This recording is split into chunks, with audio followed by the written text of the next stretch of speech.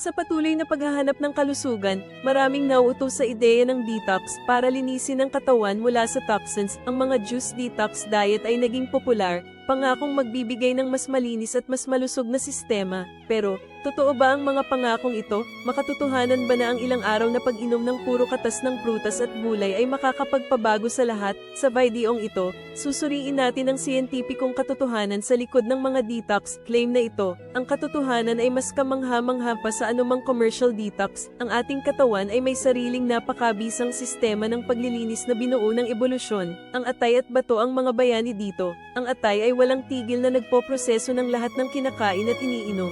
Sinasala ang toxins, ang mga bato naman ay nagsisilbing pinong filter, nagtatanggal ng dumi at labis na tubig, gumagana sila 24/7, hindi nangangailangan ng anumang espesyal na juice para gumana ng maayos, sila na mismo ang tunay na detox expert ng ating katawan. Kaya, sa susunod na makarinig ka ng juice detox, tandaan, ang tunay na paglilinis ay hindi nagmumula sa bote o sa agarang solusyon. Sa halip na sumunod sa mga fad diets, bigyang pansin ang balancing dieta na mayaman sa prutas, gulay, at protina, uminom ng sapat na tubig araw-araw, magkaroon ng regular na ehersisyo, at siguraduhin ang sapat na pahinga o tulog. Ang mga simpleng gawin na ito ang magpapalakas sa natural na kakayahan ng iyong atay at bato. Walang magic bullet, kundi malusog na pamumuhay lamang ang susi sa tunay na kagalingan at pangmatagalang kalusugan.